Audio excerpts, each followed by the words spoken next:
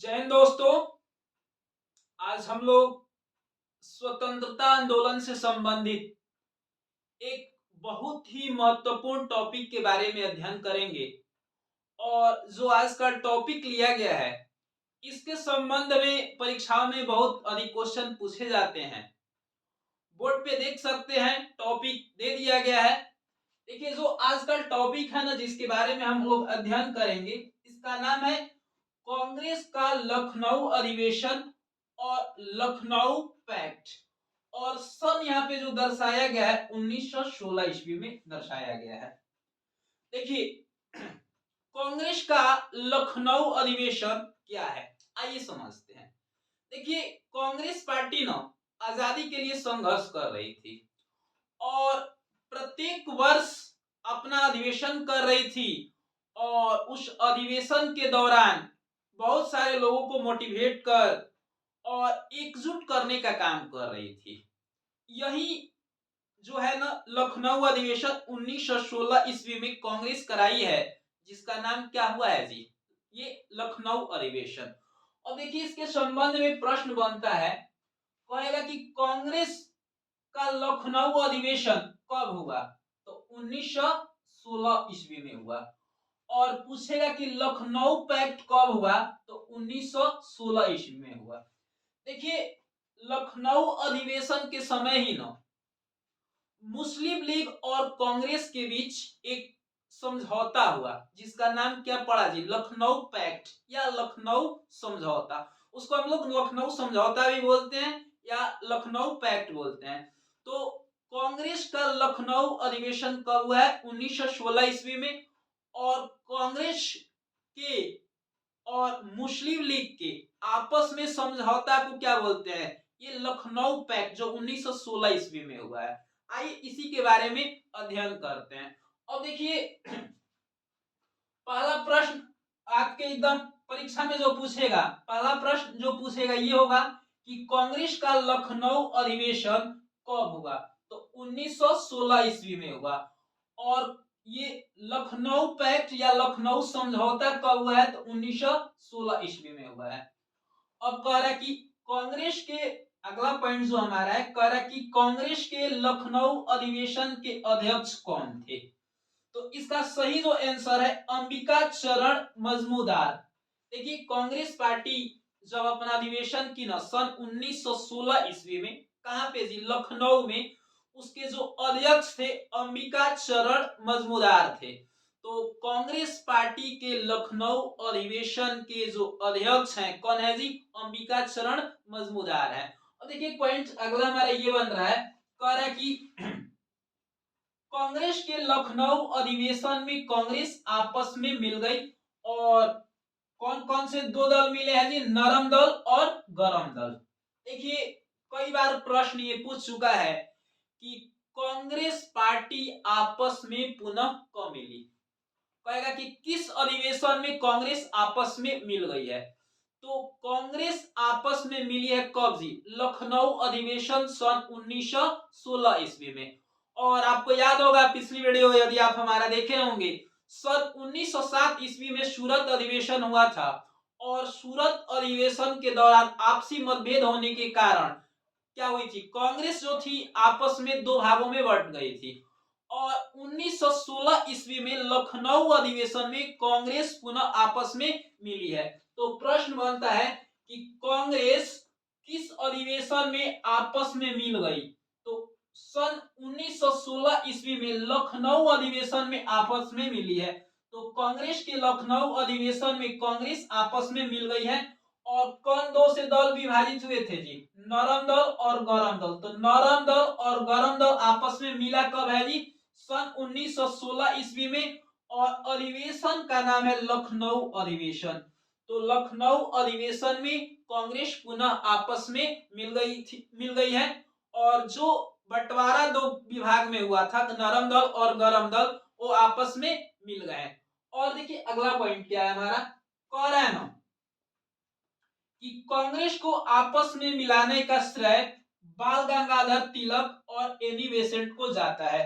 देखिए, कांग्रेस पार्टी पुनः आपस में मिली है ना, इसमें सबसे अधिक योगदान देखा जाए तो दो व्यक्तियों का है। किसका जी?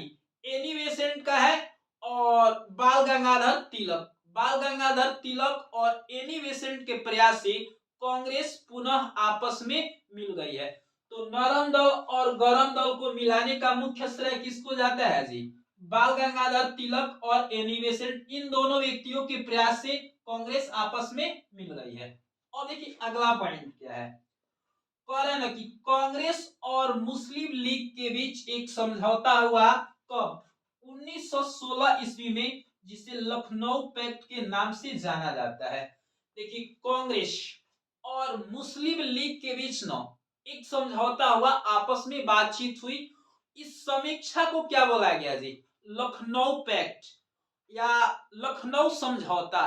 तो आपके परीक्षा में कई बार क्वेश्चन पूछे जा चुके हैं कि कांग्रेस और लखनऊ, कांग्रेस और मुस्लिम लीग के बीच जो आपस में समझौता हुआ उसको क्या कहा गया? तो कांग्रेस और मुस्लिम लीग के बीच आपस में जो समझौता हुआ है ना, उसको क्या बोला गया जी? लखनऊ पैक्ट और लखनऊ समझौता। कई बार प्रश्न इस प्रकार से भी पूछे गए हैं कि ये लखनऊ पैक्ट कब हुआ है? तो लखनऊ पैक्ट कब हुआ है जी? 1916 ईस्वी में। तो प्रश्न यहाँ पे बन रहा है, कह रहा है कि कांग्रेस और मुस्लिम लीग के बीच एक समझौता हुआ 1916 ईस्वी में, जिसका नाम क्या दिया गया जी? लखनऊ पैक्ट। तो सन 1916 ईस्वी में मुस्लिम लीग और कांग्रेस के बीच आपस में बातचीत हुई है, एक समझौता हुआ है जिसका नाम क्या दिया गया है जी? लखनऊ पैक्ट। लखनऊ पैक्ट। अब देखिए अगला पॉइंट क्या है, कह रहा है कि हिंदू मुस्लिम हेतु, अब देखिए इसमें ना कांग्रेस और मुस्लिम लीग के बीच आपस में समझौता हुआ, कुछ शर्त निर्धारित किए गए, और जो शर्त निर्धारित किए गए हैं सब के सब किसके द्वारा किए गए? मुस्लिम लीग के द्वारा किए गए। और नियम कौन बनाया है जी? मोहम्मद अली जीना बनाया है। तो जो समझौते हुए उसमें कुछ शर्त निर्धारित की गई, उसके अकॉर्डिंग इसका नाम समझौता पड़ा। और देखिए मुस्लिम लीग और कांग्रेस के बीच जब समझौता हुई तो 4-5 शर्तें रखी गई, जो निम्न प्रकार से है। देखिए कह रहे हैं ना, हिंदू मुस्लिम हेतु अलग अलग निर्वाचन क्षेत्र होंगे। देखिए लखनऊ समझौता जब हुआ ना और कांग्रेस और मुस्लिम लीग के बीच समझौता हुआ, बातचीत हुई, उसमें एक निर्धारण किया गया कि हिंदू और मुस्लिम के लिए ना अलग अलग निर्वाचन क्षेत्र होंगे। जैसे समझा देता हूं मैं, जहां पर मुस्लिम क्षेत्र, जहां पे मुस्लिम लोगों की संख्या अधिक होगी, मतलब बहुसंख्यक के रूप में कौन होंगे जी? मुस्लिम होंगे, वहां पे चुनाव लड़ने का अधिकार कौन रखेगा जी? मुस्लिम रखेगा। तो दिया गया है कि हिंदू मुस्लिम हेतु अलग अलग निर्वाचन की व्यवस्था की मांग की गई। मतलब जहां पे हिंदू अधिक होंगे वहां पे हिंदू चुनाव लड़ेंगे, और जहां पे मुस्लिम अधिक होंगे क्या होगा जी? मुस्लिम चुनाव लड़ेंगे। तो संख्या के आधार पर चुनाव लड़ने का निर्धारण की मांग की गई कब जी? 1916 ईस्वी में, पुनः ये सॉरी लखनऊ पैक्ट कह सकते हैं या लखनऊ समझौता के बीच। अब अगला पॉइंट है, कह रहे हैं ना कि संयुक्त निर्वाचन दोनों तय करेंगे, और कोई भी निर्णायक जो फैसला होगा ना उसकी समीक्षा दोनों करेंगे। मतलब निर्णय जो लेंगे ना, सब ये निर्णय लेंगे ना, कोई भी अधिनियम पारित होता है या कोई भी चीज लागू करना होता है, तो इसमें दोनों की भूमिका या दोनों की अनुमति ले लेनी अनिवार्य होगी। तो संयुक्त निर्वाचन दोनों तय करेंगे। अब देखिए इसमें एक पॉइंट और मुस्लिम लीग के द्वारा मांग की गई, कह रहा है कि मुस्लिम को 1/3 सीट देंगे। देखिए कुल जितने भी निर्वाचन क्षेत्र पर चुनाव लड़े जाएंगे उसका 1/3 हिस्सा कम से कम किसको देना होगा जी? मुस्लिम लीग को। सपोज दैट आपके पास सीटों की संख्या यदि 60 है तो 60 गुणे 1/3, 20 मत में ये कट जाएगा, मतलब 20 सीट पर कम से कम कौन लड़ेगा जी? मुस्लिम लीग लड़ेगा। तो कांग्रेस के लखनऊ अधिवेशन या लखनऊ पैक्ट के दौरान जो समझौता हुआ उसमें मुस्लिम लीग के द्वारा सीटों का निर्धारण किया गया और ये जो सीट होंगे कितने होंगे जी, कुल सीट के 1/3 भाग होंगे, 1/3 भाग। उसके बाद अगला जो है ना, कह रहा है कि शर्त है, ये भी कह रहा है कि विधान परिषद 5 वर्ष के लिए होंगे। जो समय निर्धारण हुआ ना विधान परिषद के लिए 5 वर्षों के लिए किया गया। ये जो होंगे कितने वर्ष पर चुनाव होंगे जी, 5 वर्ष पे होंगे। और देखिए ये जो सारे नियम है ना, ये जो सारे नियम शर्त हैं वो कांग्रेस के द्वारा 31 दिसंबर 1916 ईस्वी को मान लिया गया। यानी ये चारों शर्त की स्वीकृति कांग्रेस ने 31 दिसंबर 1916 ईस्वी को किसको दे दी जी, मुस्लिम लीग को दे दी गई। तो क्वेश्चन बनता है कि जो पूना पैक्ट हुआ या पूना समझौता हुआ उसकी स्वीकृति कब मिली, पूरे शर्त के साथ। तो 31 दिसंबर 1916 ईस्वी को स्वीकृति प्रदान की गई है, किसके द्वारा जी, कांग्रेस के द्वारा। और ये शर्त है हिंदू मुस्लिम हेतु अलग अलग निर्वाचन क्षेत्र की व्यवस्था होगी, संयुक्त निर्वाचन दोनों तय करेंगे, मुस्लिम को 1/3 सीट दिए जाएंगे और विधान परिषद 5 वर्ष के लिए होगा, ये शर्त थे। और देखिए इन सभी शर्त को स्वीकार कर लेने के बाद ना हिंदू और मुस्लिम एकता का जोरदार ढंग से मतलब स्वतंत्रता आंदोलन में दिखाया गया। और देखिए यहाँ पर एक पॉइंट आपका बन रहा है कि सरोजनी नायडू के द्वारा लखनऊ पैक्ट का आर्किटेक्ट की उपाधि किसको दी गई थी, मोहम्मद अली जिन्ना को दी गई। देखिए लखनऊ पैक्ट के न जितने नियम और शर्त थे, जितने भी टर्म एंड कंडीशन थे, जो शर्त लगाए गए थे, वो किसके द्वारा दिए गए थे जी, मोहम्मद अली जिन्ना के द्वारा। क्योंकि मुस्लिम लीग की जो अध्यक्षता कर रहे थे ना, या जो मुस्लिम लीग की ओर से लड़ाई लड़ रहे थे, वो कौन थे जी, मोहम्मद अली जिन्ना थे।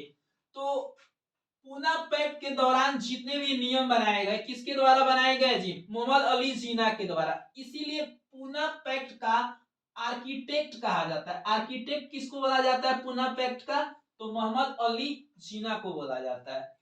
और देखिए अगला पॉइंट एक हमारा है, कह रहा है कि हिंदू मुस्लिम एकता का प्रतीक मोहम्मद अली जिन्ना को माना जाता है। देखिए 1916 ईस्वी में ना जो लखनऊ समझौता हुआ, कर सकते हैं Poona pact, sorry Lucknow pact कर सकते हैं, लखनऊ पैक्ट हुआ ना, लखनऊ समझौता, उसके दौरान जितने भी नियम शर्त बनाए गए किसके द्वारा बनाए गए जी, मोहम्मद अली जिन्ना के द्वारा। और स्वीकार किसके द्वारा किया गया जी, कांग्रेस के द्वारा किया गया। और कांग्रेस वर्तमान समय में 1916 ईस्वी में मतलब सबसे बड़ी मतलब संगठन मानी जा रही थी आजादी के लड़ाई के लिए। और इतने बड़े संगठन के द्वारा स्वीकृति मिल जाए तो इसमें जो मुस्लिम के दिमाग में जो बात गई ना, गई कि मतलब कहीं ना कहीं हिंदुओं का जो विचारधारा है ना हम लोग के प्रति अच्छा है, तो एकजुट हो गए सारे। तो हिंदू मुस्लिम एकता का प्रतीक किसको माना गया जी, मोहम्मद अली जिन्ना को माना गया। और ये मिलाने का श्रेय किए थे कौन, मोहम्मद अली जिन्ना पाए थे कि हिंदू और मुस्लिम को आपस में मिलाए थे, जिसके कारण सन 1916 ईस्वी में मोहम्मद अली जिन्ना को हिंदू मुस्लिम एकता का प्रतीक माना गया। तो आज का जो हमारा वीडियो है या टॉपिक है यहीं पे समाप्त होता है। हमको उम्मीद होगा कि आप अच्छे तरीके से समझे होंगे और इसके संबंध में इससे अधिक क्वेश्चन नहीं पूछा जाता है। तो यदि आप वीडियो को पूरा अंत तक देखेंगे तो सारे क्वेश्चन का आंसर सही सही देंगे। और हमारी वीडियो यहीं पे समाप्त होती है। यदि हमारी वीडियो आपको अच्छी लगी होगी तो प्लीज आप हमारे चैनल को सब्सक्राइब करेंगे, वीडियो पे कमेंट करेंगे, वीडियो को लाइक करेंगे। मिलते हैं अगले वीडियो में। जय हिंद।